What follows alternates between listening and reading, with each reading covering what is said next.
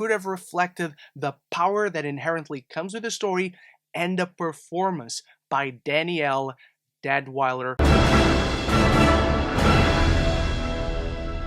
Welcome back, movie fans, to one of the last remaining London Film Festival 2022 reviews, and a tough subject to discuss, as today we are talking Till, which follows the true story of Mamie Till Mobley's relentless pursuit of justice for her 14-year-old son, Emmett Till, who in 1955 was lynched and murdered while visiting cousins in Mississippi. A true story so naturally harrowing as this one is inherently going to carry an inspiring narrative, and in this case it hits all the more because it's so recent, as despite taking place in the 50s, it's so contemporary.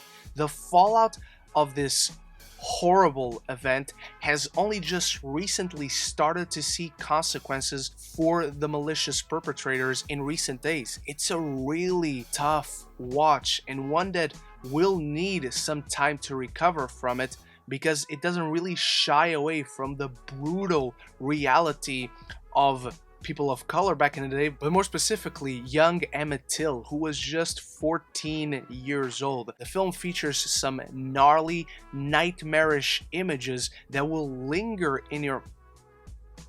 But more specifically, young Emmett Till, who was just 14 years old. The film features some gnarly, nightmarish images that are tough to stomach and will linger long after the movie itself is over, but it's very much a reflection of Mamie Till's wishes after what was done to her son. And these are images that I'm sure rested in her mind long before the murder itself and long after the fight that the film itself focuses in was over. The film's perspective is wisely focused on Danielle Deadwyler's emotionally devastating performance as the mother of the young boy, who decides she will force the world to witness what was done to her son, having an open casket ceremony and going down to Mississippi to fight the present laws of the era, which creates a much bigger fight than just that of a mother fighting for her son. She will not suffer in silence, and with all this,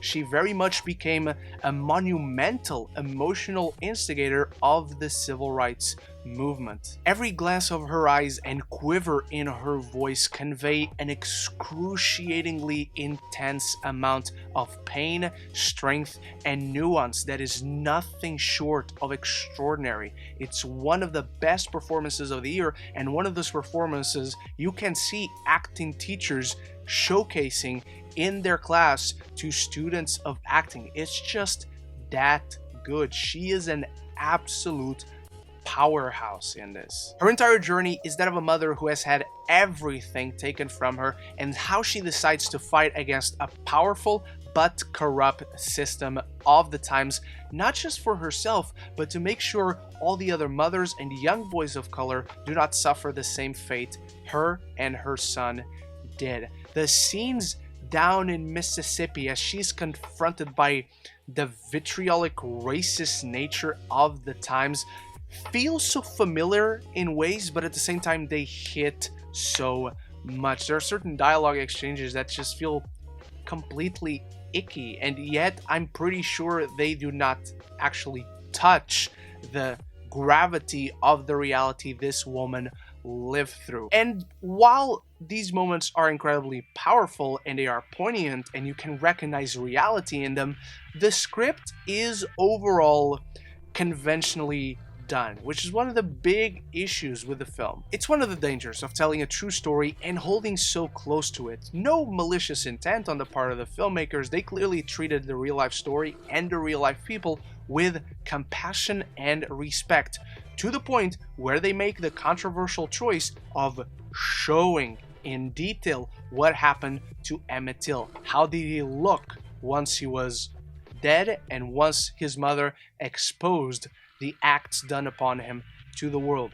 I'm sure that is not going to sit right with a lot of people. That is one of the nastiest images that are so tough to stomach in this film that you can witness, but they very much mirror and reflect the wishes of Mamie Till and what she wanted the world to see. So even with all the best intentions, from a script perspective, it just hits all the expected beats and familiar trappings of a biopic, although in nevertheless emotional ways. From a visual standpoint as well, it can look quite flat, to be honest. And the visuals are not really the takeaway from this movie. They shouldn't be. It's about the story, it's about the people, it's about how we're still seeing the fallout of this 70-year-old case up until this day, and really how little the world has changed. So the visuals are not the standout, but to me, the film just constantly looks like this standardly shot streamer, and it was so underwhelming, particularly in the courtroom scenes where the emotions are at a constant tense high. So I wish the visuals and a little bit of the script, with a few edges trimmed out, could have reflected the power that inherently comes with the story and the performance by Danielle Deadwyler, which speaks volumes to how good she is, because she elevates everything else about this movie. But before I dive into my final thoughts on Till, I need you to start the conversation about it in the comments below. Did you catch it at LFF? In theaters by the time you find this video?